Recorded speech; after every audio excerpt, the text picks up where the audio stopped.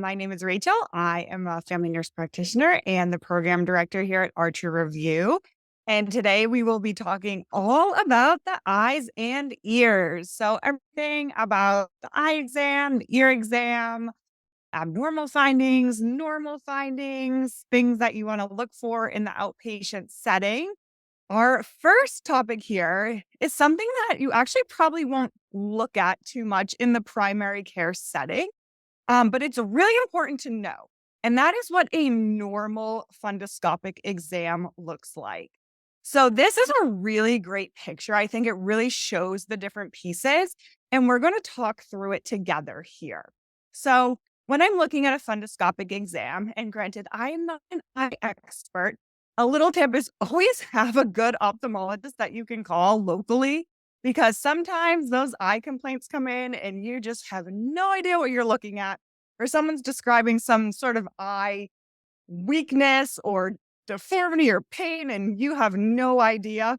Always good to have an ophthalmologist to call and say, "Hi, can you see this patient semi-urgently?" Because sometimes the easiest way is through the emergency room. And especially in URI season right now, it is a long wait unless you are super acute. So always good to have those specialists on speed dial. So the first thing I look for is that optic disc. And you can see it has that distinct round or oval shape. The optic disc is typically creamy or pink colored, nice and healthy. It looks like a little donut, more or less, or like a tube or something like an inner tube, something like that. Just really round. Don't want to see any deformities on that, any sort of like blurred edges, and definitely no swelling. The central cup, which is that depression in the center of the optic disc, so that little divot, may be present but not excessively large. So if it looks more circular to you and less like a tube or a donut, that can be normal too. So don't worry if you don't see that very classic donut shape. So then we look for the retina, and the retina should have that uniform, consistent color. And then the macula, which is at the center of the retina, is a smooth and slightly darker area of the retina there. The fovea is that small depression in the macula. Very hard to see in this picture, just kind of something to note. Unlikely to see it on exam. It is very small, but that is present, and it might show up as a slightly darker spot. As you can see, tons of blood vessels in the eyes. So those arteries and veins should be visible all throughout the retina, all throughout the fundoscopic exam. So you see them just branching off there. Nothing looks like it's hemorrhaging or bleeding or bulging. Nice and healthy. And we want them to all have that consistent caliber. So you can see they're all about the same size. So the arteries and veins are about the same size throughout. Little differences here and there, but nothing major. And then the background of the fundus, so this whole thing should be very clear without any abnormalities. And we'll look at some abnormalities in a minute, but we really just want to make sure that it's nice and clear, consistent coloring. This one looks beautiful. Like I said, this is a perfect fundoscopic exam. And then we also want to see that light reflex. So the red reflex is caused by the reflecting of the retina, and that should be symmetrical in both eyes. That's a pretty easy exam to do. You can take your little scope. Sometimes I even use the otoscope to get that red light reflex if it's what's in my hand. You can use a pen light, a flashlight, anything like that can get that red reflex. This is especially important in children. So if we have a child, and sometimes the parents bring this up and they say, sometimes in pictures, one of their eyes shows up white. That should be a large red flag to you that something might be going on. And it might be something as serious as a retinoblastic or even congenital cataracts. So this is a classic thing the boards like to ask about is what if the child had a red light reflex in one eye, but not the other eye? Definitely a red flag, definitely needs to be investigated. Sometimes a good way to have parents check this is when the child is in the bath, having them just look up can really show if one of those eyes has a white reflex instead of a red reflex. So now that we looked at this beautiful normal fundoscopic exam, let's talk about a few abnormalities. On the left here, we see these little white spots, a little fuzzy on this picture, but that's what I'm looking at here. These little white, fluffy, might be a good way to describe them, spots. Could anyone throw in the chat what these are called? They're named very appropriately. I see some correct answers coming in. This is one of my favorite abnormal findings because it's very easy to recognize and has a name that goes right along with it. No crazy names here. Looks like everyone's got it. These are cotton wool spots. So they look like little balls of cotton, little fluffy cotton balls there. And these can be a hallmark sign of retinal arteriosis, which is caused by diabetes. Sometimes we see this in hypertension as well, but it really goes hand in hand with diabetes. A good way to remember it is cotton wool, cotton candy, sugar, diabetes. That's how I tie it all in together in my brain. But wouldn't be the craziest thing in the world to see it in hypertension as well, although that patient should be checked out for diabetes. So if you ever see these on your exam, definitely warrants further investigation. Now, what about this next picture? This one is super serious, and this is something I said we absolutely do not want to see on our exam ever. You see this big swollen spot here. What is this called, and what might be going on here? This is much more serious than cotton wool spots. This is something you hope you do not see. It looks like everyone has this one too. This is papilledema. So this is an emergency. When the optic disc looks big and fluffy like this, not even fluffy, swollen, puffy, not a good thing. This can be due to uncontrolled hypertension, so really high blood pressure. I'm talking like 200s on 120s of hypertension, emergency, urgency, really bad. Or it could be due to a head trauma, a facial trauma, increased intracranial pressure. But anytime you see this is an emergency, we need to send this patient out immediately, likely to the emergency room, unless you have an emergent ophthalmologist right on hand. So let's talk about a facial condition now that can affect the eyes, and that's herpes keratitis. This is a little bit of a more rare finding, but definitely something you don't want to miss. Patients often say they have this acute onset of severe eye pain, photophobia, so that means the light is hurting their eyes, and then some blurred vision as well. On exam, you might see a reddened eye. They often come in squinting because it hurts so much. They might have some discharge outside their eye just from the pain. They might also have a small crusty rash around the eye. That's not unheard of as well. But this is something that we definitely need to investigate, and we usually use that fluorescein staining. Does anyone remember what we use fluorescein staining in typically? What does that help us diagnose? And that's when we just put the numbing drops in, the little staining drops, and then we shine that black light right on it, and it shows us abrasions. What type of abrasions are we looking at? Definitely everyone knows their eyes. This is corneal abrasions, also can use that fluorescein stain. So this is a really great way to rule out serious conditions versus something that is uncomfortable, but will get better in time with those corneal abrasions. So let's talk about the differences. So herpes keratitis, we see these furnings. So see that on the side, that's called furning. If you are familiar with OBGYN, this is also what amniotic fluid looks like under the microscope. But you can see there's a little center and then it goes out from there. So that's a little bit different than a corneal abrasion, which oftentimes you can't see, or it just is like a reddened area. Granted, if they have something actually stuck in their eye that's causing the corneal abrasion, you might see something much bigger. But the furning really gives away that it's herpes keratitis. So when you put that fluorescein staining into the patient's eye and furning, that can help you rule out corneal abrasion or herpes keratitis. Unfortunately, herpes keratitis can be a permanent condition. So this is something we really need to have these patients follow up on. Whereas something like a corneal abrasion usually gets better in a week or so. And we actually usually can't see it. Patients might just say, I feel like I have sand in my eye. I can't get it out. I've tried flushing it. it won't budge. That's usually a corneal abrasion. And you'll usually just see a very small little scratch when you're looking at the cornea with the fluorescein stain.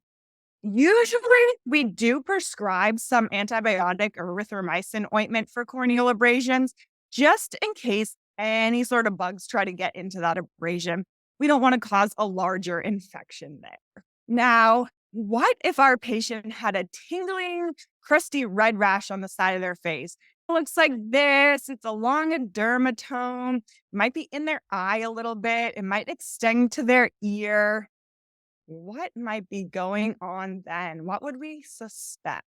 Definitely herpes zoster or shingles. And again, because this is on the face, this is actually an emergency. Because if shingles gets into the eye or that herpes zoster virus gets into the eye, it can be a permanent condition and cause blindness. So, unlike regular shingles, which stinks for patients, it's very painful and uncomfortable. We usually just give those antivirals and we can treat them outpatient. Herpes zoster or shingles on the face, especially near the eye, we usually need to treat as more of an emergency. Sometimes they even need to go to the emergency room for treatment so we can get that virus and that inflammation under control before anything happens to their sight. A question the exams love. What if the patient had sudden painless, and that is the key, loss of vision? And you can see it right on here. And sometimes this is actually not super sudden. So sometimes this happens over an hour or so, but a lot of times it's sudden and they might say curtains coming down over my eye. Like I just feel like I can't see, but it doesn't hurt. And because it doesn't hurt, as we know, lots of people don't seek help when things don't hurt. So they might have waited a little long, but it is okay. What are we thinking this is? Everyone is spot on here. This is retinal detachment, like it says. So you can see that retina has fully pulled away there. And this, again, is an emergency. We are not treating this outpatient primary care. We are sending them over. Sometimes they need surgery to retouch that retina and not lose their vision, which is the goal of all eye care, to preserve vision and eye health. But always look for that key word in exam questions of painless, because this is one of the only eye exam questions that has painless in it. Most eye things are very painful. If you've ever gotten a hair in your eye, even, it's very uncomfortable. But retinal detachment is one that is painless. So continuing on with the eyes, let's talk about a normal vision exam. I'm sure you have all had this many times, done it to patients many times. If you've worked in pediatrics, you've probably done this 100 times a day, because this is our Snellen chart. So that is the one with the letters. Sometimes for little kids, we use pictures or symbols because they don't know their letters yet, which is understandable. And this is how we test 20/20 vision. And 20/20 vision just means a patient standing 20 feet away from the chart, from whatever they're looking at, sees what is expected. So what the normal population with normal eyesight sees. What would a 20/40 vision mean? So a patient has 20/40 vision. What is their vision like?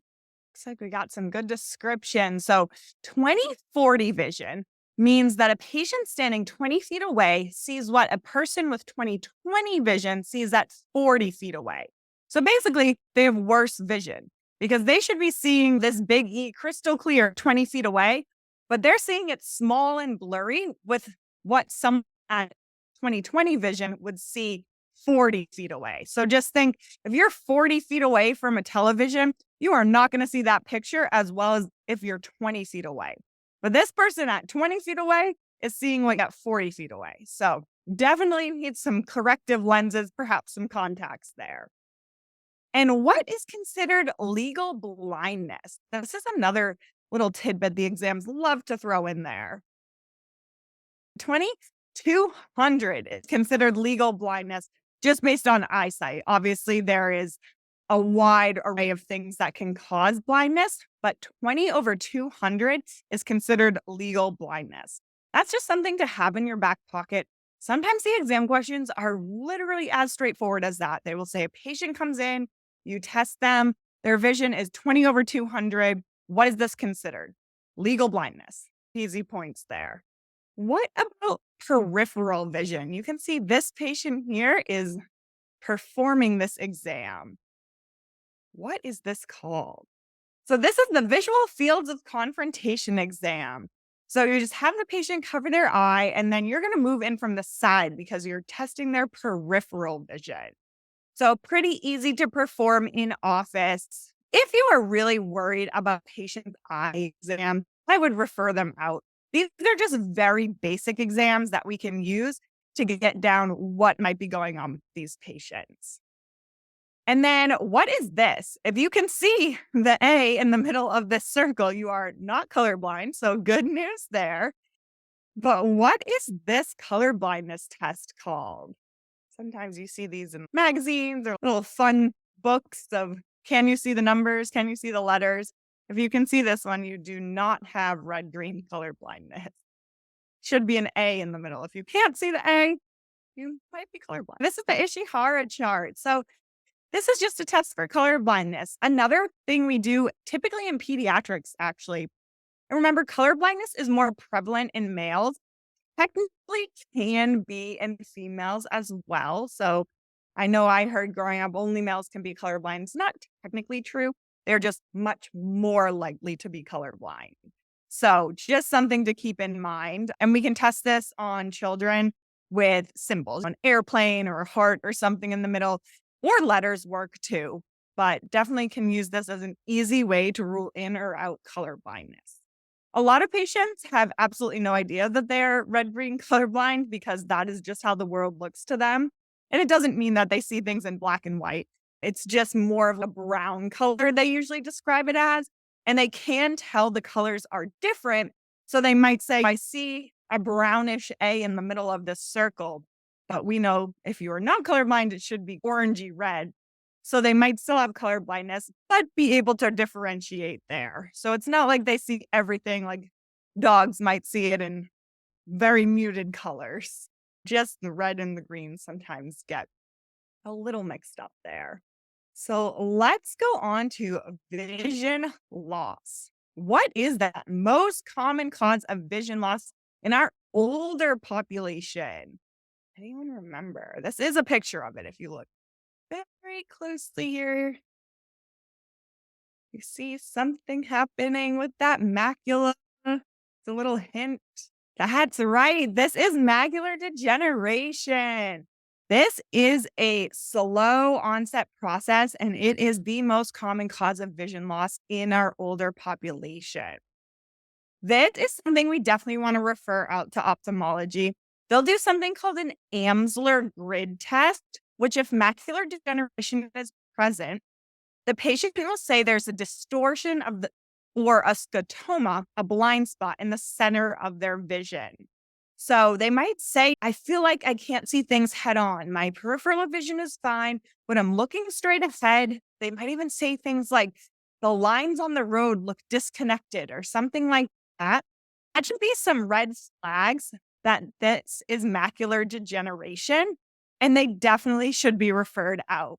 And what an Amsler grid is just a photo, and the patient tells you, literally, if they cannot see the whole photo, or if they can. And if they have that scotoma, that blind spot in the center of their vision, definitely highly suspect macular degeneration. This is usually managed by ophthalmology. Unfortunately, it can cause permanent vision loss. We don't have super great treatment for it at this time, but it is very common. So hopefully someday we will have better treatment and better exams to catch it earlier on before it progresses to that true scotoma loss of vision in the center.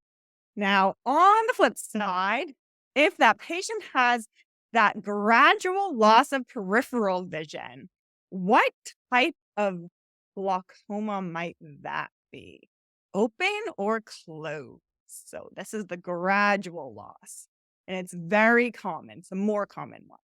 And yes, I do see some questions. This is also painless. Yep. One of them is more painless than the other. So yes, this first one is painless. It's gradual loss of peripheral vision. Might have not bothered them. So, primary open angle glaucoma is most commonly seen in diabetics and those of African or Caucasian ancestry. So, when we think of glaucoma, this is the one that's not an emergency. But if we see closed angle glaucoma, this is definitely an emergency. So, let's talk about them. Open angle is that gradual loss of peripheral vision. I'm thinking that they might have a little bit higher intraocular pressure.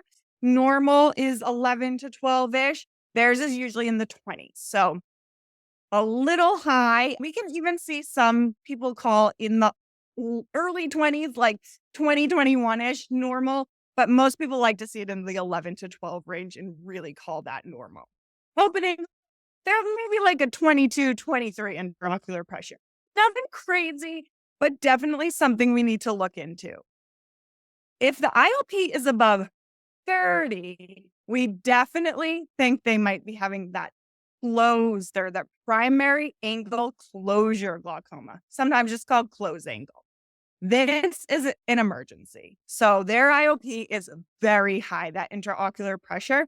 And this is something that we absolutely need to refer out because they can have complete loss of vision. Much more rare to see that closed angle. Open angles, much more common in the primary care setting. Either way, if you're not comfortable measuring intraocular pressure, which a lot of places in primary care don't even have the tools for that, send them on out to ophthalmology for an urgent visit to have it assessed. Obviously, if you're suspecting closed angle glaucoma, send them over to the emergency room. And what the big difference too is closed angle is very painful. Usually they are saying that eye is throbbing. They can't see, their eye is throbbing. They might be pushing on it to reduce the pressure. So that is something that red flags are going off in my head. I'm sending them over, giving a handoff to the nurses in the emergency room. Just a few more things to talk about.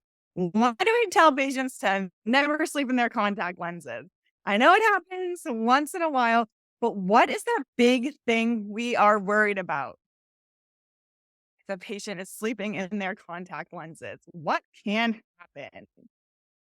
I'm thinking something might be caused by like staph or pseudomonas or strep. Do they cause?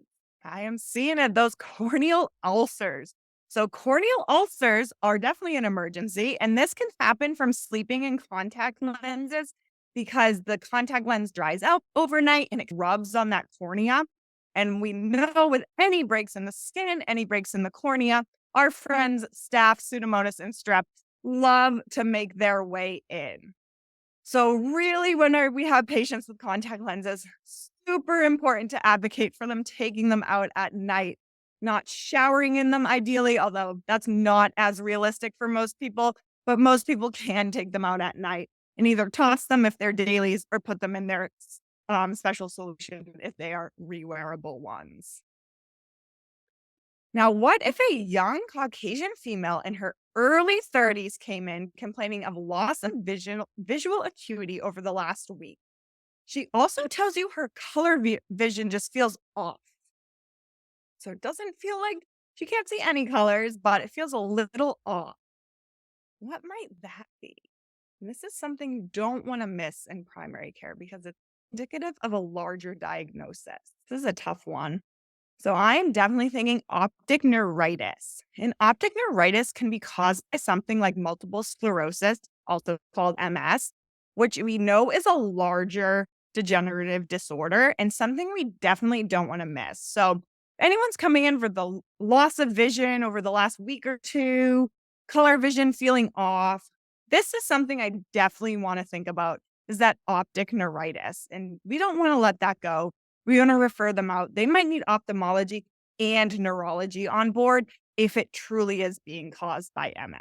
So, one of our most common eye complaints, you will see this all the time in primary care. If you're a nurse, you probably see this all the time already.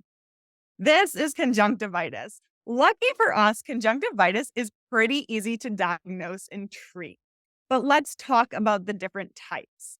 So we have bacterial conjunctivitis, which honestly is the stereotypical eyes glued shut, yucky, purulent drainage coming out. Eye might be a little itchy, might be a little painful.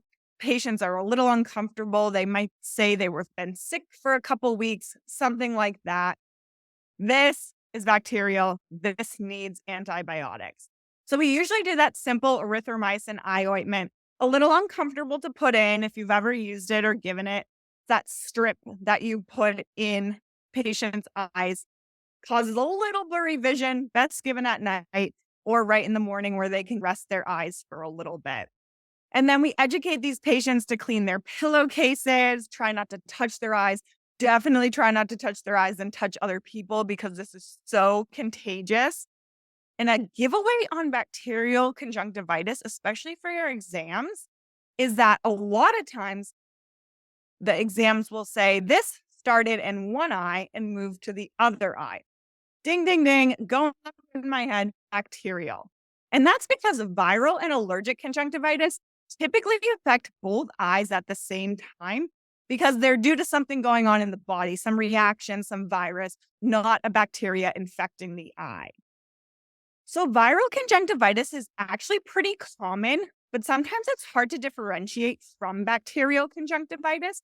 So we might see patients getting erythromycin ointment for a more questionable case of viral conjunctivitis, just because clinicians are worried they might miss bacterial conjunctivitis.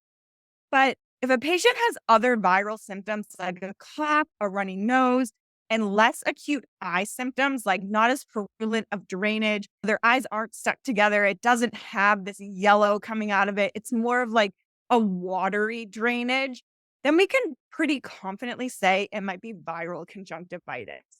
Usual viral causes are things like rhinovirus, herpes viruses, Coxsackie virus is famous for this, and even COVID-19. We do see a lot of eye complaints, especially recently, it seems, with COVID-19 infections. So for viral conjunctivitis, we would not need the antibiotics, obviously. We can do symptomatic care. We would still want them to clean their bedding and stuff to get the virus out, but it should get better as they get better as well. Just might be a couple days of discomfort. And lastly, allergic conjunctivitis. This one has one hallmark way for us to differentiate.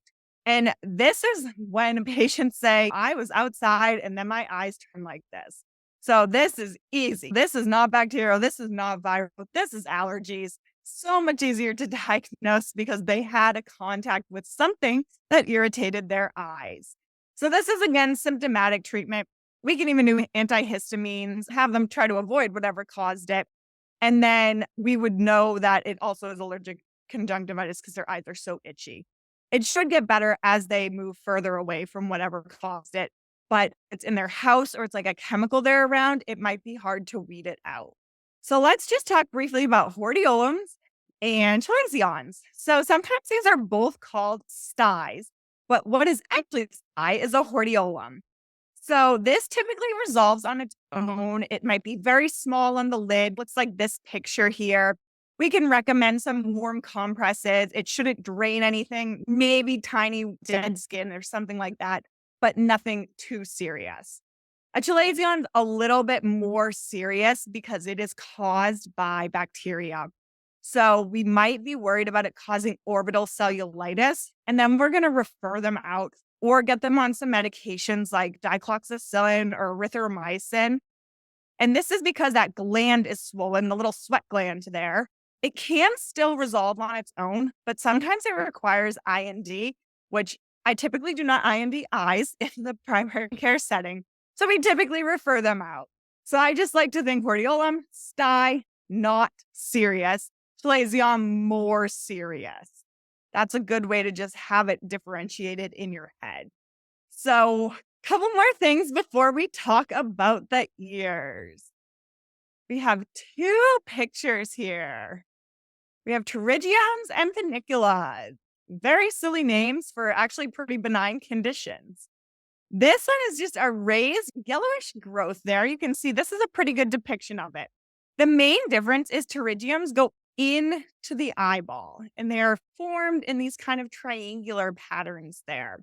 I like to think the Y in pterygium looks like a triangle to help me differentiate. These can be caused by sun exposure. Some people are just born with them, which is interesting.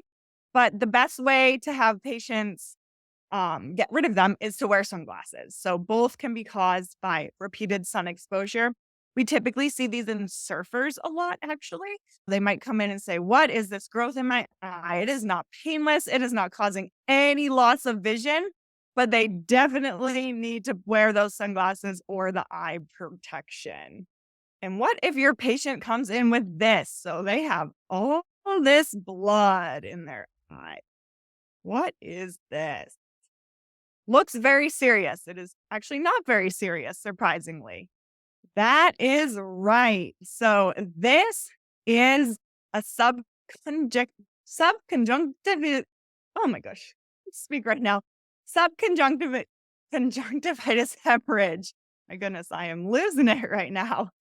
Even though it looks pretty gnarly, it's not serious at all and will go away on its own.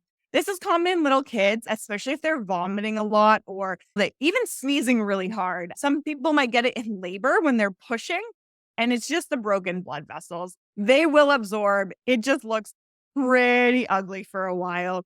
We can do some warm compresses, things like that can help them go away.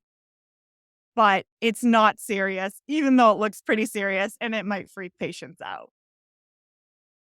So let's talk about the ears. What if you looked in those ears and see that hallmark red bulging tympanic membrane? Bit of a fever, ear pain, classic case of something. I'm definitely thinking what you're all thinking, otitis media, just that good old ear infection. Can be caused by a variety of things. Sometimes the pneumonia viruses cause this. Sometimes the H flu viruses cause this. And we typically use just regular old penicillins to treat this. If it doesn't get better on their own, we might up the treatment to augmentin or even a cephalosporin. But just think about that red, bulging tympanic membrane. Definitely thinking ear infection, otitis media. What if the pain is on the outer side of the ear? So they say their outer ear is hurting. Maybe they had been swimming recently, something like that. Might have some drainage coming out. Pain with movement of the pinna. That's a good giveaway. Definitely otitis externa. Everyone is right on top of this. This is typically caused by Pseudomonas and sometimes even Staph aureus. In otitis externa, we usually just use drops for that. Have some corticosporin or ofloxacin drops usually. No oral antibiotics needed because it's the external ear canal that is infected, not the internal ear canal. And that is one we see a lot of times in the summer. Very common to see that because water gets stuck there, Pseudomonas starts to procreate, and then they have an infection. So let's talk about this patient here. We have a 58-year-old male with left-sided hearing loss and vertigo for 3 to 4 years. So a long time. He's waited, he felt better, but it is getting worse. What are we thinking? That's right. I'm thinking an acoustic neuroma. So I want to point out that this patient had some demographics given for a reason. So we typically see these in the Asian population between 50 and 60 years old. On your exams, if the patient's demographics are given, it's usually for a reason. So don't overlook that. Add that into what you're thinking about. It's usually there for a reason. And this affects what cranial nerve? Remember, it's a tumor on this nerve. Cranial nerve 8. That is right. That acoustic nerve, sometimes called the vestibular cochlear nerve. It's a double name nerve. So that is cranial nerve 8. And we are going to send these patients right over to neurology to have them assessed. Sometimes ENT takes care of it, but more commonly neurology actually does. What if you looked in a patient's ear and you saw this cauliflower-like growth here? It's obviously not going to be this in-depth. This is just a drawing of it, but it looks like a big old piece of cauliflower inside of there. What are we looking at? This is definitely a cholesteatoma. This might have some smelly ear discharge and hearing loss as well. And we're going to just refer them out to ENT. So everybody's favorite, the Rin and the Weber test. I'm going to start with the Rin, sometimes called the Rhine or the Rinny. I've heard it pronounced either way. I say the Rin or the Rhine. So this tests for conductive hearing loss. So in a normal test, AC, air conduction, is greater than bone conduction. And all that means is the patient hears the noise from the tuning fork for a longer amount of time when it is pulled away from the ear than when it is touching their mastoid process. Very simple. AC, air conduction, is heard longer than BC, bone conduction. So an abnormal result would be BC longer than AC. They say, nope, I heard it better when it was touching my mastoid process. So just think of all the C's with this test. It only tests for conductive. AC, BC, RINI. I like to rhyme them all together there. Things that can throw this off are things you can see. Again, with the C's, if you see it, conductive hearing loss. Might be an otitis media or something like a cholesteatoma. If you can see it, we're thinking conductive hearing loss, and they will have an abnormal ring test. Now on to the Weber test. So this is a little special, as it can do both conductive and sensory neural hearing loss. So conductive is something we can see. Sensory neural is something we cannot see, something like Meniere's disease, for example. For this, we're going to strike that tuning fork and put it somewhere midline on the patient. So their face, their top of their head, something like that. A normal Weber test is called no lateralization. So this just means they have equal hearing in both ears. They say, nope, sounds about the same in my right ear and my left ear. An abnormal result is if they say, it sounds louder in one ear. So that would be abnormal. And if it's lateralizing to the good ear, so the ear they're saying they have no trouble hearing in, we're suspicious of sensory neural hearing loss. If it's lateralizing to the bad ear, we're suspecting conductive hearing loss. And how would we confirm that? With the Rhine test. So if we're suspecting conductive hearing loss, we can say, I know how to test that further. And they would likely have BC larger than AC as well. So just think, B and C still go together here. The bad ear is conductive. And here is a picture. So the Rhine test, we're going to strike that tuning fork and put it right on the mastoid process or some part of the bone right behind the ear. And once the patient can't hear it anymore, they say, okay, the sound is gone. We pull it away. So this is no longer touching the patient. It's a couple inches outside their ear. And we say, okay, can you still hear it? And they should say yes. So air conduction, the sound going through the air, is longer than bone conduction. This one's my favorite because it's very simple and straightforward, but don't get tripped up. Just make some ways for yourself to understand it. Practice it on yourself. I think every school requires people to use tuning forks. I'm not sure in practice how often tuning forks are used, but it can be a good way to really apply it to real life. And you can see the Weber test. So we put it on the patient's forehead, top of their head. Some people even put it on the nasal bridge, and we look for lateralization. So no lateralization like this picture means they hear it equal in both ears. If they say my left ear is losing hearing and it sounds louder in my left ear, so it's louder in the bad ear, that would be conductive hearing loss. They say my left ear is losing hearing, but it sounds louder in my right ear. That is the good ear, and it's sensory neural hearing loss. These are things I would definitely know for your exams. I'm pretty sure most people have seen a question thrown in about these. They're very simple. They will say the patient came in, you do the Weber test, it's on their head, and they say it is going to the bad ear. What kind of hearing loss is this? If you need to make some pictures for yourself, that is totally fine too, but I would just know what kind of hearing loss it is and how we test for them, and you will be golden. So one last topic before we wrap things up, and this is a very common complaint in primary care, and that is vertigo. So we again are talking about cranial nerve 8. And if you don't know your cranial nerves Roman numerals, I would definitely know those for your exam. A lot of times the exams only use the Roman numerals when they are talking about the cranial nerves.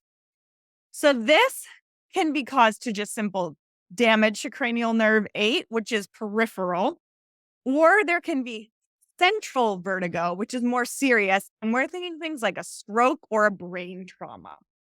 Most vertigo patients do have bouts of feeling like they're floating or the room is spinning. Sometimes when they're driving, this happens, which can be a little bit dangerous, and it's very disruptive to everyday life.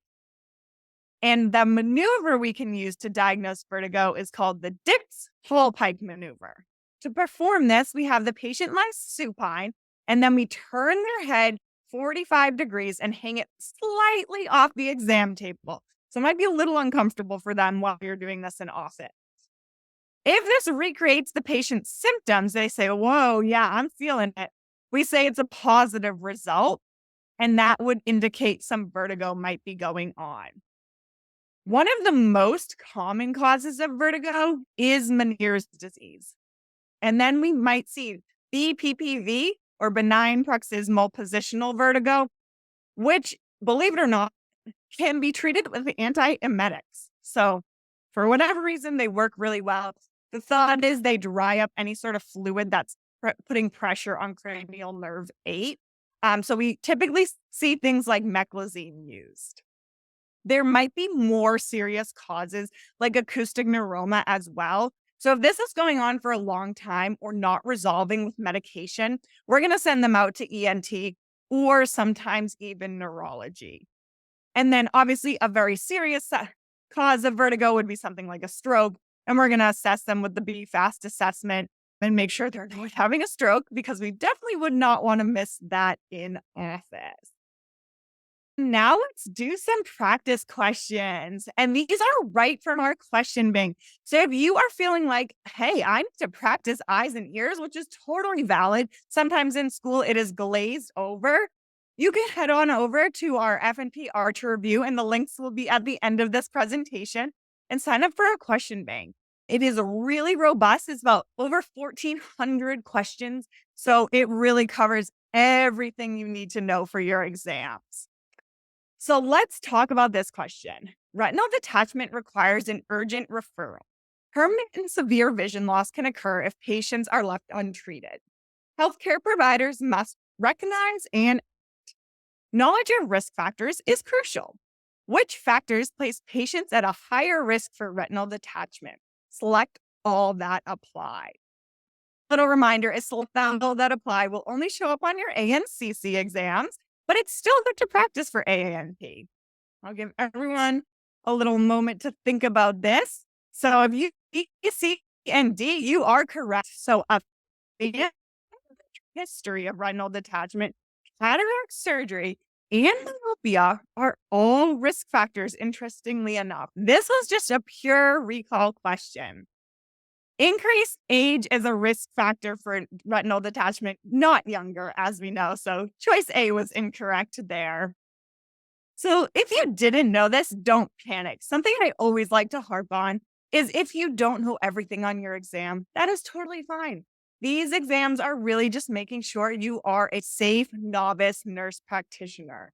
So don't worry about it if you don't know the ins and outs. We don't need you to get 100 on these exams. We just need you to get about a 70% on each. It's passing. And the nice thing about our question bank is it always has additional information, links, pictures, things you might need to really pull it all together. So that is a really nice feature of the Archer Review question bank. It not only gives you the choices that are correct, but it also gives you some extra info if you need to look it up or clarify for yourself. So let's do another one before we say goodbye today. A practitioner wants to assess a patient's hearing after reports the patient feels they are constantly asking people to repeat themselves, something else we commonly see in primary care. They strike a tuning fork and place it on that mastoid bone, so that should be giving it away for you here, and ask the patient to tell the practitioner when they no longer hear the sound from the tuning fork. Then they place the tuning fork next to the ear, so they pull it away and ask the patient if they can hear any sound. What type of hearing loss are we looking for here? We have conductive, sensory nerve, mixed, or functional. We're thinking about air conduction and bone conduction, if that helps you. Putting that tuning fork on that mastoid process, that mastoid bone. This is not fooling anyone, which is amazing because, like I said, the exams love these questions. So this is definitely conductive hearing loss. And again, this was a pretty straightforward one. So it is just telling you the practitioner performed the Rhine test, which is for conductive hearing loss. But it does give a nice little explanation here. So without the conductive hearing loss, the fork will be heard when held next to the ear. If the conductive hearing loss is present, the fork's ringing will be heard only when it's touching that bone. So BC would be larger or greater than AC with conductive hearing loss. You all did amazing on those practice questions. I hope everyone has a great week. Thank you for joining me today. You had some great questions. I can tell you're all going to rock your exams. So I will see you next week.